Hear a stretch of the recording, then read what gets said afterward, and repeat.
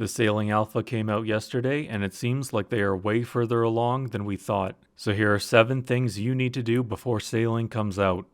Gather resources that will likely be useful in sailing. The most likely resources that we're going to use are going to be logs, possibly redwood logs, planks, and nails. Those would be worth stocking up on early, but there are other things that could be useful, such as the underwater gear. A pair of flippers or a pair of frog feet, which can be bought from the GE, would really help you underwater.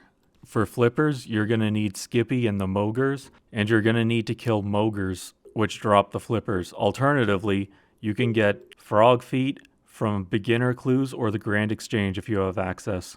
The diving apparatus and fishbowl are a recipe for disaster, freeing pirate Pete stuff, so those are extremely easy to get. If the logs and nails you get don't turn out to be useful, you can use the logs in other skills. You could use the nails in Sepulcher, which is basically agility that's tolerable after Sins of the Father. And for redwood logs, if you get a bunch of those, they can sit in your bank. Another thing you should do, or maybe you shouldn't do, is don't train skills that you don't like. So if you're struggling with agility or mining or rune crafting, whatever the common skills are that people don't like, it's not unlikely that they'll release some hybrid sailing and rune crafting or sailing and mining method that makes things more tolerable. So it's possible that that grind you're doing so that you can one down in the TOA mining room, you might not need to do that.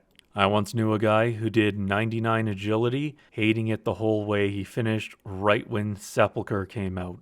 So he could have been doing agility that he liked with a chance at a ring of endurance, but he wasn't doing that, so he had to do enough Sepulcher to get the ring, so he wasted millions of agility XP doing something he hated.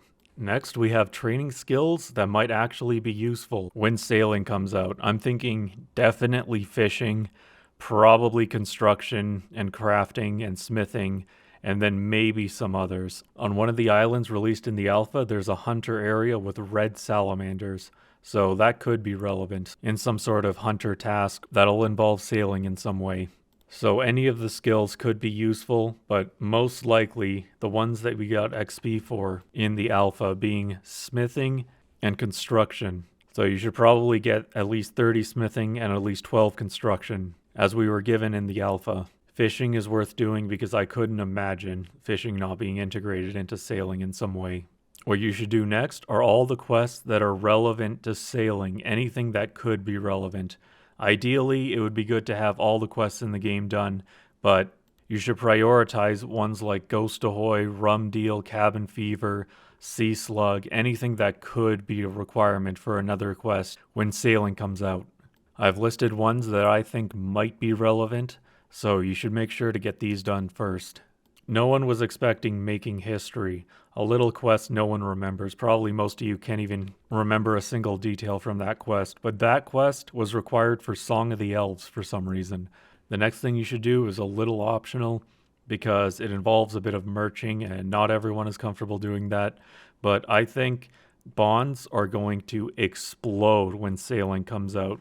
We could see 20 plus mil bonds, so you should, as I am in these clips, buy a bunch of bonds at whatever price they are at now. Mine were about 14 mil, which is not good. It's not the 3 mil of back in the good old days, but 14 mil is less than what it's going to be when I'm playing when sailing comes out. If you're going to merch bonds, buy them now to sell them later at whatever price they're at when sailing comes out. Do that at your own risk. You will definitely not be the only one who's thought of that. The next one is something that I'm probably going to forget to do, but you should wait for when sailing is about to come out to stop doing Tears of Gothics. So when it comes out and it's your lowest skill at level 1, you can get a bunch of XP to start.